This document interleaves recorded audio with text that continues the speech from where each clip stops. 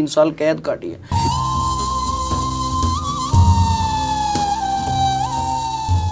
الحمدللہ والصلاة والسلام علی رسول اللہ.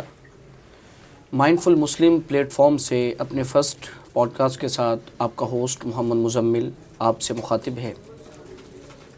آج جو شخصیت ہمارے ساتھ موجود ہیں ڈاکٹر عبد الرحمن صاحب، lecturer defence degree college, P H D from Punjab university.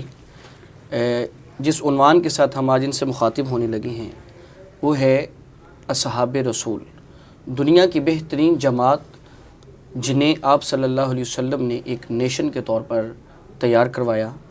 ہم ڈسکس کرنے جا رہے ہیں. جی ڈاکٹر صاحب، اصحاب رسول پہ کچھ آپ روشنی ڈالیں. ان کی تعریفات اور ڈفرینٹ اسکالرز نے ڈفرینٹ تعریف کی ہے اور کئی ایک اختلافات بھی ہیں، تو پلیز. بسم اللہ الرحمن الرحیم. سب سے پہلے ڈاکٹر صاحب بہت زیادہ مبارکباد کے مستحق ہیں آپ کہ ایک بہترین پوڈ کاسٹ اور ایک عمدہ ایک پروگرام کا انتخاب کیا آپ نے. تھینک یو سر، بہت شکریہ. اصحاب رسول ظاہر بات ہے کہ وہ ہماری نفوس قدسیاں ہیں، ہمارے سب سے اعلیٰ اور عرفہ ہستیاں ہیں جو اس امت کے اصل گل سرسبت ہیں. No doubt. اس امت کی جو اصل ہماری پیشرو ہستیاں ہیں جن کی اتباع کا ذکر قرآن کریم میں آیا ہے کہ اگر تم لوگ ان جیسے ہو جاؤ گے تو تمہارے لیے راہ ہدایت ہے. ماشاء اللہ. حتیٰ کہ یہاں فرمایا کہ فَإِنْ آمَنُوا بِمِثْلِ مَا آمَنْتُمْ بِهِ فَقَدِ اهْتَدَوْا. ماشاء اللہ. اگر یہ لوگ اس طرح ایمان لے آئیں جس طرح وہ ایمان لائے تھے تو یہی ان کی ہدایت کے لیے کافی ہے.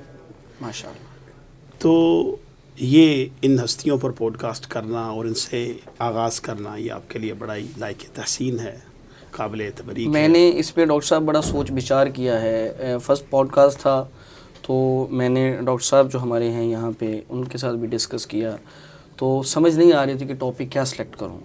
تو پھر میں اس نتیجے پر پہنچا کہ کیوں نہ ان شخصیات اور ان مقدس ہستیوں کو ڈسکس کیا جائے کہ جو آج کے یوتھ کے لیے رول ماڈل ہونی چاہیے. Of course. ٹھیک ہے. تو اسی کے پیش نظر پھر میں رات اس نتیجے پہ پہنچا کہ مجھے اصحاب رسول کو ہی بہت خوب ٹاپک بنانا چاہیے.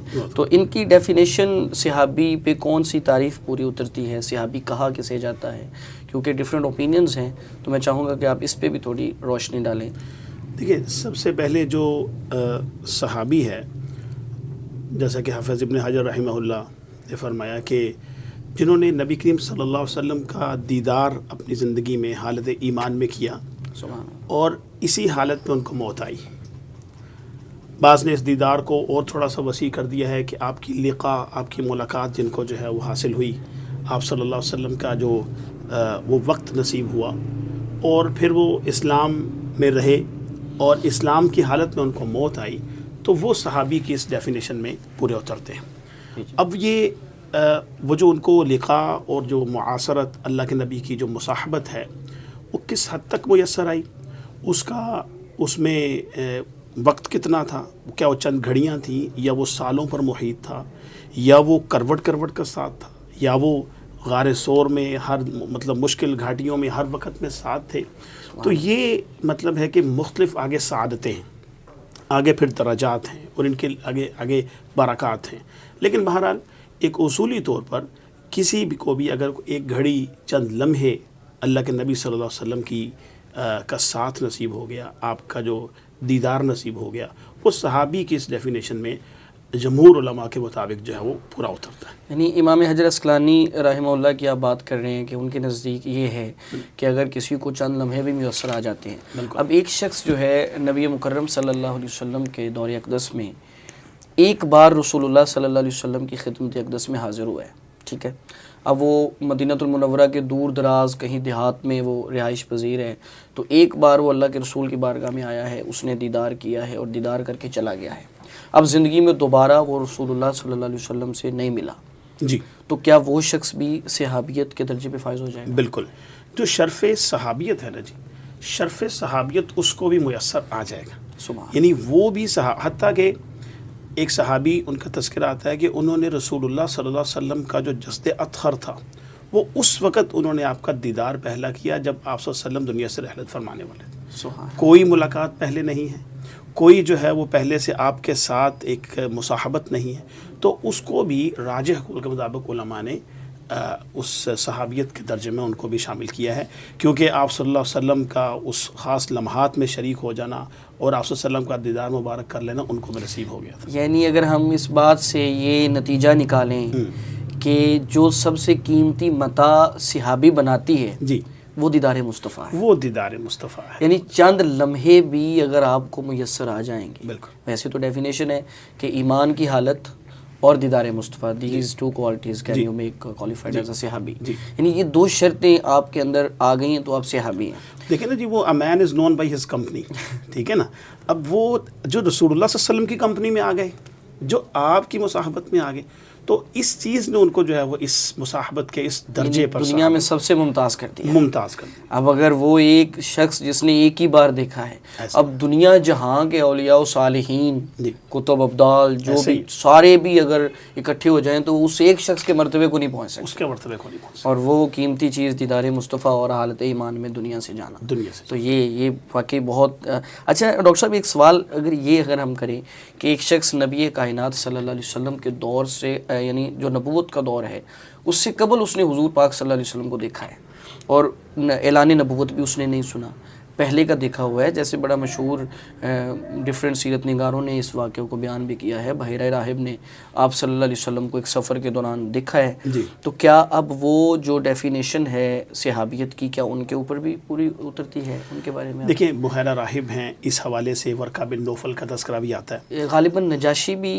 جو ہے وہ حبشہ کے بادشاہ، نجاشی کو بھی، ہاں جی، ان کو بھی اس کا تذکرہ بھی ان کا بھی آتا ہے، ان کا بھی اللہ کے نبی نے جنازہ بھی پڑھایا، اسلام بھی قبول کیا، اور ایسے ہی ہے۔ تو اب یہ جو ہے، اور جو ورقہ بن نوفل تھے انہوں نے تو بلکہ جب وہ اللہ کے نبی کی، ان میں سے ان کی بھی مختلف کیٹیگریز ہیں۔ پہلی چیز تو یہ ہے، جو بحیرہ راہب ہیں انہوں نے بچپن میں حضور علیہ الصلوۃ والسلام کا دیدار فرمایا، جی بے شک ایسے ہے، لیکن آپ کی تصدیق کر دی کہ یہ جو نشانیاں ہیں، یہ مہر نبوت جو ہے، یہ آنے والے نبی بننے کی ہی نشانیاں۔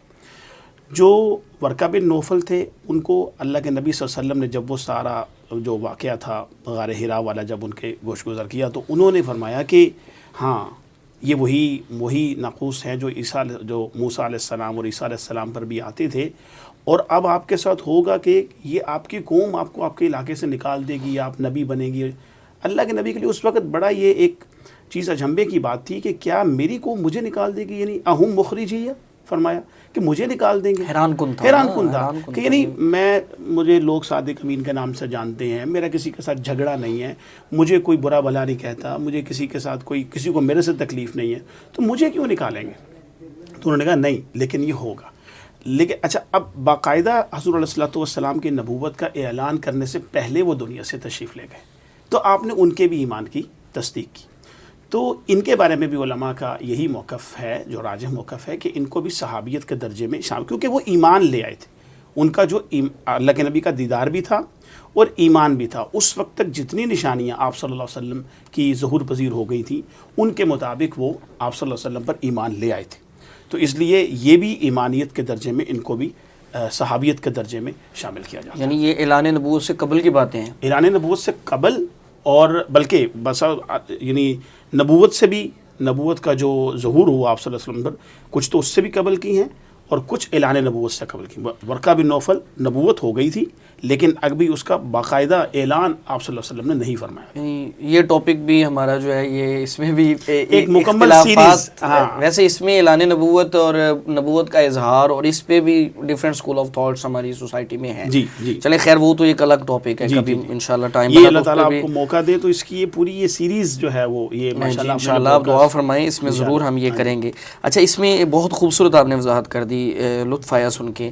اس میں وہ لوگ جنہوں نے آپ صلی اللہ علیہ وسلم کو حالت ایمان میں دیکھا ہے، ٹھیک ہے، اب نبی مکرم صلی اللہ علیہ وسلم ظاہری طور پہ پردہ فرما گئے، اب پردہ فرما جانے کے بعد جو لوگ جن کا ایمان متزلزل تھا، بالکل نو مسلم تھے، ابھی نیا اسلام قبول کیا تھا، بہت بڑی تعداد میں لوگ اس وقت جو ہے وہ اسلام سے یعنی پیچھے ہٹ گئے تھے، مرتد جنہیں ٹرم یوز ہوتی ہے، مرتد ہو گئے تھے، تو اب کیا وہ، اب ظاہر ہے وہ تو ایمان والی شرط اس میں ختم ہو گئی، لیکن اگر وہ مرتد ہو کے دوبارہ پلٹ آتے ہیں ڈاکٹر صاحب اس میں ایک تو یہ چھوٹی سی ایک کلیریفیکیشن ہے کہ بہت بڑی تعداد ایسی لوگوں کی نہیں تھی کہ جو ارتداد کی طرف گئے. ہاں چند ایک لوگ قبائل تھے نا، تو قبیلوں میں چلیں آپ چند ایک لوگ جو ہیں وہ اس جو ارتداد کی طرف گئے. ظاہر بات ہے کہ جو ہدایت ہے وہ اللہ تعالیٰ کے ہاتھ میں ہے، اور ضلالت بھی جو ہے وہ انسان کو اسی کی طرف سے ملتی ہے اگر وہ فسق و فجور کی راہ کو اپنا لے. تو چند ایک لوگ جیسے ابن قتل کا تذکرہ آتا ہے، اور عبداللہ بن جحش تھا، ام حبیبہ ان کے ہسبینڈ تھے وہ، تو جو وہ بلکہ ہجرت حبشہ میں شریک رہے، ہجرت حبشہ میں شریک ہوئے اور حبشہ میں جا کر وہیں پر وہ مرتد ہو گئے اور پھر اسی میں ان کو موت آئی. تو اب اس میں بھی پھر 2 کیٹیگریز بن جاتی ہیں. ایسے لوگ جو تو بعد میں اللہ تعالیٰ نے ان کو اسلام کی دولت سے پھر سے سرفراز نہیں کیا، ایمان لائے، حضور کا دیدار ہوا، اور پھر جو ہے وہ آپ کہ اس کے بعد ارتداد میں چلے گئے، پھر دوبارہ اسلام نصیب نہیں ہوا. یہ تو قطعاً یہ تو ظاہر شرط ہی نکل گئی، ایمان والی شرط نکل گئی. اب جو لوگ ایسے ہیں جو پہلے ایمان نصیب تھا، بعد میں ان کو جو ہے وہ ارتداد کی طرف چلے گئے، پھر سے اللہ تعالیٰ نے ہدایت دی اور رجوع کر لیا اور مسلمان ہو گئے. اس میں تذکرہ ملتا ہے ان کا، ایک ثابت بن اشعث تھے، تو وہ حضرت ابوبکر صدیق رضی اللہ تعالیٰ عنہ کے دور میں دوبارہ مسلمان ہوئے، ان کا رجوع ہوا. آپ نے اپنی بہن کے ساتھ ان کا نکاح بھی کیا، حضرت ابوبکر صدیق رضی اللہ تعالیٰ عنہ نے. تو ایسے لوگوں کو پھر صحابیت کے درجے میں کہا جاتا ہے کہ ان کی وہ جو اللہ کے نبی صلی اللہ علیہ وسلم کا دیدار تھا اور آپ کا جو انہوں نے ایک مصاحبت پہلے ان کو حاصل ہو چکی تھی، اس بنا پر وہ تو قائم رہتی ہے. تو اب دوبارہ اللہ تعالیٰ نے ان کو جو وہ ہدایت دے دی ہے، تو گو کہ حضور علیہ الصلوۃ والسلام دنیا سے رحلت فرما گئے ہیں، اب ان کو پھر سے صحابیت کے درجے میں، گو کہ اس میں بھی احتمال ہے، مطلب دونوں اختلافی مسئلہ، بہرحال اس کو راجح قول کے مطابق ان کو بھی صحابیت کے درجے میں شامل سمجھا جاتا ہے. اچھا، اصحاب رسول یہ تو بات طے ہے کہ دنیا کی بہترین جماعت تھی. جی جی، انبیاء و مرسلین کے بعد جنہوں نے دنیا کو لیڈ کیا ہے یا ایک بہترین سسٹم اس سوسائٹی کو پرووائڈ کیا ہے، اور دین اسلام کو پریکٹیکلی پورا پریکٹیکل دیا ہے نا اصحاب رسول نے. باقاعدہ نبی رحمت صلی اللہ علیہ وسلم نے جو باتیں ارشاد فرما دیں، جو احکامات آپ نے ارشاد فرما دیے، ان کو پریکٹیکلی ان کی شخصیات نے ان پر امپلیمنٹ باقاعدہ وہ ہوئے ہیں، انہوں نے وہ پرفارم کر کے دکھائے ہیں. تو اب مقام تو ان کا بہت ہے، اس میں تو کوئی شک کی گنجائش ہی نہیں ہے. ٹھیک ہے، تو اب میں چاہوں گا کہ آپ تھوڑا سا اصحاب رسول کی فضیلت پہ کچھ دیر ہمیں جو ہے وہ کچھ ایسی باتیں ارشاد فرمائیں کہ جو اصحاب رسول کی فضیلت کو ٹچ کرتی ہوں، جس میں اصحاب رسول کا مقام و مرتبہ بیان کیا گیا ہو، تاکہ ہماری یوتھ جو ہے وہ آج کل جن کے آئیڈیلز چینج ہوئے ہیں، میں چاہوں گا کہ وہ ان چیزوں کو اسٹڈی کریں، ان کو سنیں، تاکہ وہ جو بھٹکے ہوئے ہیں تو وہ اصحاب رسول کی زندگیاں پڑھنے کی وجہ سے ان کو ڈاکٹر صاحب دیکھیں، اس میں سب سے بڑا جو ان کو ایک سرٹیفکیٹ ملا اللہ تعالیٰ کی طرف سے، وہ ہے رضی اللہ عنہم. سبحان اللہ، سبحان اللہ. ٹھیک ہے کہ وہ اللہ ان سے راضی ہے، اور میں سمجھتا ہوں اس سے بھی ایک بڑی چیز ہے کہ وہ بھی اللہ سے راضی ہے، ورضوا عنہ. ٹھیک ہے نا، تو یہ جو سرٹیفکیٹ ہے نا، اس سے بڑھ کر میں سمجھتا ہوں اور کوئی چیز ان کی فضیلت میں کہنے کو رہ نہیں جاتی. گو کہ اللہ تعالیٰ نے ان کے لیے بہت سے القابات دیے. کہیں فرمایا کہ جی کنتم خیر امت اخرجت للناس. خیر امت جو ہے، بہت سے محدثین نے کہا ہے، مفسرین نے، کہ اس سے مراد صرف اور صرف جو ہیں وہ صحابہ کرام ہیں. بعض نے اس کو عام رکھا ہے کہ پوری امت جو ہے وہ بہتر خیر امت ہے، لیکن مفسرین کے مطابق یہ صحابہ کرام کے لیے خاص طور پر بولا گیا. کہیں ان کو کہا گیا جو امتوں وسطاً. ٹھیک ہے، اور امتوں وسطاً کہنے کے بعد جو سب سے بڑا ان کو مقام دیا نا، لتکونوا شہداء علی الناس، ان کو اللہ اور اللہ کے رسول پر ان کو شہداء، گواہ کے طور پر جو ہے وہ یہ رکھا گیا. صحابہ کا یہ بہت بڑا مقام ہے کہ یہ باقاعدہ بطور گواہ جو ہے وہ قیامت والے دن آئیں گے. سبحان اللہ. اللہ کے نبی نے بھی دیکھے نا، وہ حجۃ الوداع میں صحابہ کو مخاطب کر کے پوچھا ہے کہ الا هل بلغت، جی میں نے اپنی بات پہنچا دی اب تک؟ تو انہوں نے کہا جی بالکل فرما دیا آپ نے، گواہ رہنا، اور فلیبلغ الشاہد الغائب. اب جو یہاں موجود ہیں، یہ اب تمہاری ذمہ داری ہے کہ تم نے اس دین کو، ان باتوں کو آگے پہنچانا. جی بالکل ایسے ہے. تو یہ رسول اللہ صلی اللہ علیہ وسلم کا سب سے بڑا ان پر ٹرسٹ، ان پر ایمان، اور اللہ تعالیٰ کا ان کو جو ہے وہ یہ بہترین قرار دینا، اور ان کی جو لغزشیں ہیں ان کو وَلَقَدْ عَفَا اللَّهُ عَنْهُمْ. ٹھیک ہے نا، کوئی جو بتقاض بشریت جو لغزشیں ہیں یا کوئی بتقاض بشری تقاضوں کے مطابق ہیں، ان سے اللہ نے لغزش کا ایک ان کو سرٹیفکیٹ دے دیا کہ بھئی تم سے یہ معافی ہے. ڈاکٹر صاحب ویسے ماشاءاللہ آپ نے جیسی فضیلت بیان کی ہے، اس قدر بڑے مقام و مرتبے پہ اللہ نے ان کو فائز کر دیا. میں پڑھ رہا تھا حضرت معاذ بن جبل رضی اللہ تعالیٰ عنہ کی ایک دعا پڑھ رہا تھا اور مجھے بڑا سرور آ رہا تھا بھی اتنا بڑا مقام اللہ نے دے دیا ہے، اور ان لوگوں کے اندر اتنی عاجزی، اتنی انکساری اور تقوی کا کیا عالم ہے ان کا کہ عاجزی میں حضرت معاذ بن جبل کی میں نے وہ دعا پڑھی تو مجھے بڑا لطف ملا کہ وہ اللہ کی بارگاہ میں یہ دعا کر رہے ہیں اور کہہ رہے ہیں، تہجد کے مصلی پہ کھڑے ہیں اور کہہ رہے ہیں لیسا عندی شیئن، کہ میرے پاس کچھ بھی نہیں ہے، اور کہہ رہے ہیں اللہم غارت النجوم اللہم نامت العیون، کہ ستارے یا اللہ چھپ چکے ہیں، سارا آنکھ سو چکی ہے. لا تاخذک سنۃ ولا نوم، تو نہیں سوتا، never doze off, never sleep, کوئی نیند کا تعلق نہیں تیرے ساتھ، ٹھیک ہے. اور کہہ رہے ہیں یہ الفاظ سنیے، اللہم فراری من النار بتی وطلبی الجنت ضعیف، کہ یا اللہ جنت کی طرف جانے کی جو میری کوشش ہے وہ بڑی کمزور ہے. یہ عاجزی دیکھیں، جیسے آپ نے ذکر کیا نا کتنی لانگ جرنی. حالانکہ وہ جنت کے جتنے زیادہ متلاشی اور جنت جتنے حریص تھے، اس کی گواہی تو اللہ تعالیٰ نے دے دی نا. جتنی لانگ جرنی ان لوگوں کی ہے، آپ دیکھیں نبی مکرم صلی اللہ علیہ وسلم نے اعلان نبوت فرمایا ہے تو صحابہ، 2-4 صحابہ اس وقت بھی موجود ہیں، ساتھ ہیں. حضرت ابو بکر نے کلمہ پڑھ لیا، حضرت زید ہیں، حضرت علی المرتضیٰ رضی اللہ تعالیٰ عنہ ہیں، اور پھر ام المومنین ہماری ماں حضرت ام المومنین خدیجہ الکبریٰ ہیں رضی اللہ تعالیٰ عنہ، وہ موجود ہیں. تو اب لانگ جرنی ہے. دیکھیں آپ وہاں پہ مکہ المکرمہ والوں کے ظلم، طائف میں حضور تشریف لے گئے، حضرت زید ساتھ ہیں، ایسے ہی پتھر جہاں پہ نبی مکرم صلی اللہ علیہ وسلم کو لگ رہے ہیں حضرت زید کو بھی لگ رہے ہیں. پھر ہجرت جیسی مشقت بالکل کہ پراپرٹیز چھوڑ دیں، اپنے بیوی بچوں کو چھوڑ دیا، ہر چیز چھوڑ چھاڑ کے وہ ہجرت کے سفر پہ نکل پڑے ہیں، بہت بڑی قربانی. مدینہ المنورہ پہنچے ہیں، پھر غزوات ہوئے ہیں، پھر فاقے کاٹے ہیں، جیسے وہ مکہ المکرمہ والی وہ ابی طالب گھاٹی جو ہے وہاں پہ 3 سال قید کاٹی ہے. اتنی مشقتوں کے بعد بھی حضرت معاذ بن جبل جیسا بندہ مصلی پہ کھڑا ہو کے کہہ رہے ہیں لیسا عندی شیئن، صحیح کہ اللہ میرے پاس تو کچھ بھی نہیں ہے. بلکہ وہ جب جی خوشحالی کا دور آیا نا، صحابہ اکرام حضرت عمر رضی اللہ تعالیٰ عنہ کے ادوار میں، بعد میں بہت سی بڑی اللہ تعالیٰ نے دنیا بھی بہت بڑی عطا کر دی. تو حضرت سعد بن ابی وقاص سے وہ کہتے ہیں کہ ہمیں یہ محسوس ہونے لگا، گمان ہونے لگا کہیں اللہ نے ہمیں وہ جو جنت دینی تھی یا وہ جو آخرت میں مقام دینا تھا وہ کہیں دنیا میں تو نہیں دے دیا. یعنی پھر بھی صرف اللہ سے لو لگائی ہوئی ہے کہ دیکھیں بھئی ہمیں جو اللہ سے مطلوب چیز ہے ہمیں وہی چاہیے، کہیں ہمیں دنیا میں اس کا مقام نہ مل جائے. بالکل ٹھیک ہے نا، دنیا کو تو ان کے لیے کچھ بھی اس کی حیثیت نہیں رکھتے تھے. سر اگر ہم ان کی ایفرٹس اور اسٹرگل کو دیکھ رہے ہیں صحیح کہ وہ اتنا زیادہ اسلام کے لیے اسٹرگل کرنے کے بعد، ایفرٹ کرنے کے بعد عاجزی میں یہ عرض کر رہے ہیں اللہ کی بارگاہ میں کہ میرے پاس کچھ بھی نہیں ہے. تو جن لوگوں نے، میں آج کی یوتھ کی بات کرنا چاہوں گا کہ جن لوگوں نے، بینگ اے مسلم میں دل دکھتا ہے میرا بھی، ہم سے بھی بہت ساری خطائیں ہوتی ہیں، گناہ گار لوگ ہیں، لیکن اگر ہم دیکھیں کہ جن لوگوں کے پاس، جن کو اللہ نے بخشش کی بشارتیں دے دی ہیں، جن کے لیے قرآن مقدس نے آیات فضیلت میں نازل کر دی ہیں، وہ اتنا کچھ ملنے کے باوجود بھی اللہ کے خوف کی وجہ سے، تقوی، پھر ان کے اندر عاجزی، جنت کے اتنے قریب ہیں، جنت میں موجود ہیں وہ لوگ، ان کے لیے اعلانات ہو چکے ہیں، اس کے باوجود یہ عاجزی کا عالم ہے. اور آج کی یوتھ کو اگر ہم دیکھتے ہیں، میں چاہوں گا کہ اصحاب رسول کی زندگیوں کو آپ مد نظر رکھتے ہوئے نا کچھ ایک باتیں ایسی ہماری یوتھ سے کہیں کہ شاید ان کے وہ دل کو ٹچ کریں اور یہ اصحاب رسول کے راہوں کو اپنائیں. ایسا ہی ہے. دیکھیں نا سر، ہمارے لیے تو رول ماڈل ہی وہ ہیں نا. اللہ کے نبی نے ایسے ہی نہیں فرما دیا کہ اصحابی کا نجوم، ٹھیک ہے نا، میرے صحابہ تو ستاروں کی مانند ہے، ان میں سے اقتدائی تو اہتدائی، تو جس کی بھی تم اقتدا پیروی کر لو گے تم ہدایت پا جاؤ گے.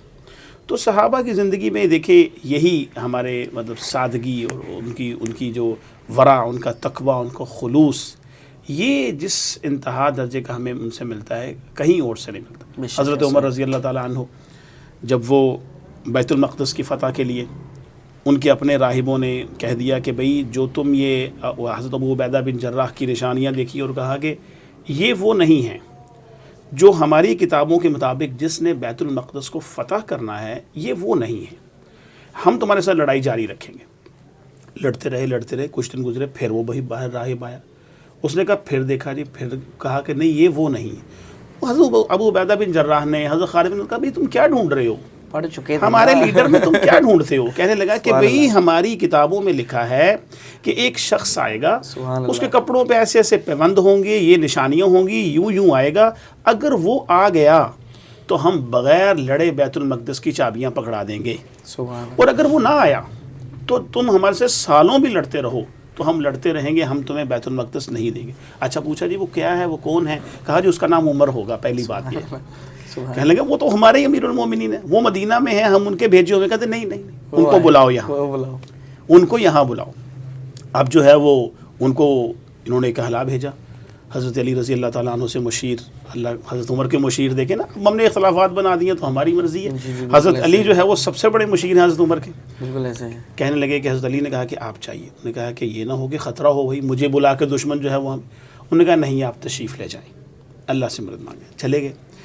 اب جب رستے میں جا رہے ہیں تو وہی وہ باریاں نامزد ہو گئیں کہ بھئی ایک رستے کا ایک سفر, ایک منزل میں سوار ہوں گا اور غلام جو ہے وہ مہار پکڑ کے چلے گا. پھر جناب غلام سوار ہو جائے گا اور امیر المومنین مہار پکڑ کے چل رہے ہیں. سبحان اللہ. یعنی انصاف دیکھیں, بالکل ایسا ہی, سادگی انصاف دیکھیں. اور اچھا پھر آگے گئے تو اب جب وہاں پر جو ان کا مقام تھا وہاں پر انٹر ہونے کا ٹائم آیا تو غلام صاحب جو ہیں وہ سوار ہیں اور امیر المومنین مہار پکڑے ہوئے ہیں. تو وہ غلام اترا کہ حضور آپ اب بیٹھ جائیے, اب تو میرے کہا نہیں عمر جو ہے وہ انصاف کرے گا, تم ہی اوپر بیٹھو گے, میں ہی مہار پکڑوں گا. اب جب آگے گئے نا تو پہلی نشانی ہی ان کی یہ تھی, ان کی کتابوں میں پہلی نشانی ہی یہ تھی کہ وہ جو انٹر ہوگا اس کا غلام اس کی سواری پہ سوار ہوگا, انہوں نے مہار پکڑی ہوگی. سبحان اللہ سبحان اللہ. پھر وہ پیوندوں والے کپڑے تھے. صحابہ نے کہا کہ حضور آپ کا بڑا مقام ہے, ہم یہاں پہ مطلب ہے کہ وہ ہمیں کچھ سمجھتے ہیں, آپ یہ چھوڑے ایک جبہ پہنے. کہا اچھا لاؤ مجھے پہنا دو. پہلے پہن لیا, چند قدم کہتے نہیں مجھے میرے کپڑے وہی واپس کپڑے واپس کرو. اب آگے گئے تو اس راہب نے وہ پیوند گنے. اس نے کہا یہ واقعی عمر ہیں. اس نے کہا ہاں یہی عمر ہے. وہی ہوا پھر کہ جو ہی آگے گئے انہوں نے کہا یہ لے چابیاں جی, کوئی لڑائی نہیں, اگر تم کوئی جنگ نہیں, اگر تم پہلے ہمیں بتا دیتے تو ہم نے یہ جو 1-2 مہینے تم سے لڑائی کی ہم یہ بھی نہ کرتے. تو یہ وہ لوگ تھے جن کو یہ مقام و مرتبہ ملا. تو ہم اصل میں تو ان کے نام لیوائیں, ان کے پیروکار. ہمارے اندر آج جو ہے وہی ظاہرداری آ گئی ہے, وہی تکلفات ہیں, وہی جو ہے وہ دین سے دوری ہے, اخلاص کی کمی ہے. بے شک ایسا ٹھیک ہے نا. تو یہ چیزیں جب ختم ہو جائیں گی تو ہم خود ہی انشاءاللہ صحابہ کے اسوہ پہ چل پڑیں گے. بہت پیارا میسیج دیا ہے. اب یہ چاہوں گا کہ آخری بات ہم یہ ڈسکس کریں کہ کیا اصحاب رسول کے ہم نے بھی پڑھ رکھا ہے اور یقیناً آپ تو ماشاءاللہ علم کا سمندر ہیں کہ اصحاب رسول کے درجات اور مراتب بھی ہیں. ٹھیک ہے, یہ تھوڑی سی روشنی ڈالیں کہ درجات اور مراتب کی فضیلت اور حیثیت کیا ہے ہمارے نزدیک. ہم ان درجات اور مراتب کو کس زاویے سے دیکھیں, کیونکہ سوری میں انٹرپٹ کر رہا ہوں آپ کو. وہ چونکہ آج کل جیسے اختلافات نکلے ہوئے ہیں نا, تو ہمارا اس اختلافات میں ہمارا لینا دینا کیا ہے, ایکچولی میں پوچھنا یہ چاہ رہا ہوں. دیکھیں پہلی بات تو یہ ہے کہ جو یہ صحابہ کے شرف صحابیت تو سب کو حاصل ہے. جیسے میں نے پہلے عرض کیا کہ وہ جو ہے وہ پہلے گزارش کی ہے کہ جو ہے وہ جس کو بھی اللہ کے نبی کا دیدار, آپ کی مصاحبت, آپ کا لقاء حاصل ہو گیا وہ صحابی ہے. لیکن بہرحال اس کے اندر درجات ہیں. جیسے اللہ کے نبی صلی اللہ علیہ وسلم نے عشرہ مبشرہ کی خاص فضیلت فرمائی ہے. عشرہ مبشرہ میں سے جو ہے وہ جو خلفۂ اربعہ ہیں, خلفۂ راشدین جو ہیں, ان کا ایک اور زیادہ مقام ہے. اور امت کے مطابق اجماعی اور اتفاقی طور پر جو سب سے بڑا مقام ہے وہ حضرت شیخین کا, یعنی حضرت بکر صدیق کا, حضرت عمر کا, اور حضرت بکر صدیق کا سب سے بڑا امت میں مقام ہے. جیسے اللہ کے نبی نے حضرت عائشہ نے فرمایا کہ آپ جو ہے وہ کس کو آپ سمجھتے ہیں کہ سب سے زیادہ آپ کا مقام. فرمایا کہ میں سب کا بھی قرض اور بوجھ اتار سکتا ہوں, لیکن میں اپنے ابوبکر کا نہیں اتارتا رضی اللہ عنہ. تو اس کے علاوہ آپ صلی اللہ علیہ وسلم نے بدری صحابہ کی خاص طور پر فضیلت بیان کی ہے. اسی طرح سے جو ہے وہ دیگر اور بھی فضیلتیں ہیں, جیسے بیت عقبہ اولا اور بیت عقبہ ثانیہ, ہجرت حبشہ میں داخل ہونے والوں جو شامل ہونے والوں کی, یا بیت رضوان میں جو لوگ شامل ہوئے, پھر جو فتح مکہ کے بعد آئے. جیسے تو یہ ایک اس کی جو کیٹیگریز ہیں یہ امت میں یہ ایفرٹس, میرا خیال ہے جو میں سمجھا ہوں نا, یہ ایفرٹ اور اسٹرگل کو دیکھا گیا ہے جی, کہ جن کی ایفرٹس اور اسٹرگل زیادہ ہیں. جیسا کہ اللہ تعالیٰ نے قرآن کریم میں فرمایا ہے کہ لا یستوی منکم من انفق من قبل الفتح وقاتل اولئک اعظم درجۃ من الذین انفقوا من بعد وقاتلوا. یعنی جو فتح مکہ سے اور اس سے پہلے جنہوں نے جو اپنی اللہ کی راہ میں جہاد کیا, اللہ کی راہ میں خرچ کیا مال, ان کا درجہ بہرحال زیادہ ہے. جیسا کہ آپ نے فرمایا کہ وہ جس کی جتنی زیادہ قربانیاں ہیں اس اعتبار سے درجات ہیں، اس اعتبار سے درجات، لیکن ہمیں ان کی تنقیص کرنے کا، ان کے مقام و مرتبے کو گھٹانے کا، یا ان کو آپس میں ان کے کلیشز کو، ان کے مشاجرات کو، ان کے ڈسپیوٹس کو ڈسکس کر کے تو اس کو اچھالنے کا، ذکر کرنے کا، یہ ہمارا مقام اور مرتبہ ضرورت ہی نہیں ہے نا سر. ہم جیسے میں ایک مثال ذکر کر دیتا ہوں، ہمارے بڑوں کی لڑائی ہو جائے نا آپس میں، تو وہ کہتے ہوتے ہیں بیٹا ہم بڑوں کا مسئلہ ہے، آپ لوگوں نے انٹرفیئر نہیں کرنا، ٹھیک ہے، آپ کے آپس کے ریلیشن ٹھیک رہنے چاہیے. تو وہ بڑے لوگ تھے، اگر ان کے درمیان کوئی اختلافات تھے بھی، بلکہ ان کی تو رشتہ داریاں ہیں آپس میں، نام ایک دوسرے کے ناموں پہ رکھے جاتے ہیں، لیکن باہر کے اگر اختلاف ہوں بھی، بشر ہے ظاہر ہے نا، اگر اختلاف ہوں بھی تو وہ ہمیں ڈسکس کرنے کی ضرورت نہیں ہے. دیکھیں وہ حضرت عمر بن عبدالعزیز رحمہ اللہ کا بڑا عمدہ قول ہے، جن کے خونوں سے اللہ تعالیٰ نے ہماری تلواروں کو محفوظ رکھا ہے، مثلا ہمیں اللہ نے بچائے رکھا کہ ہم نے ان کے ہاں برسر پیکار تو نہیں ہوئے، تو ہمیں چاہیے کہ ہم اپنی زبانوں کو بھی ان کے طعن سے محفوظ رکھیں. ٹھیک ہے، تو ہم اپنی زبانوں کو، ہمیں اللہ نے ایک چیز سے تو بچا لی ہے، ہم اپنے طعن و تشنیع کر کے، ان کی تنقیص کر کے اپنی زبانوں کو جو ہے وہ خود ہی اس میں متعفن کر رہے ہیں، ان کا کچھ نہیں بگاڑ رہے. چلیں جی ڈاکٹر صاحب، تھینک یو سو مچ. بہت اچھا لگا کہ آپ تشریف لائے، آپ نے اتنا ٹائم دیا اور اس قدر ماشاءاللہ جامع گفتگو آپ نے فرمائی. میرے بہت سارے کویسچنز جو ہیں ماشاءاللہ سے وہ کلیئر ہوئے ہیں. تو چاہوں گا انشاءاللہ کہ آگے بھی اس سلسلے کو ہم کوشش کریں گے کہ جاری رکھیں اور آپ تشریف لائیں دوبارہ بھی، تو ہمیں خوشی ہوگی. تھینک یو سو مچ، جزاکم اللہ خیرہ. جی تو ناظرین، یہ آج کا ہمارا فرسٹ پوڈ کاسٹ تھا، تو آپ اپنے خیالات کا اظہار ضرور کیجئے گا کہ ہم اس سلسلے کو آگے چلائیں، اسی طرح اپنی رائے کا اظہار کریں، اپنے مفید مشورے ہمیں دیں تاکہ ہم اس کام کو مزید بہتر کر سکیں. انشاءاللہ اگلی سیریز کے ساتھ، اگلے ایپیسوڈ کے ساتھ انشاءاللہ پھر حاضر ہوں گے. تب تک والسلام علیکم ورحمۃ اللہ.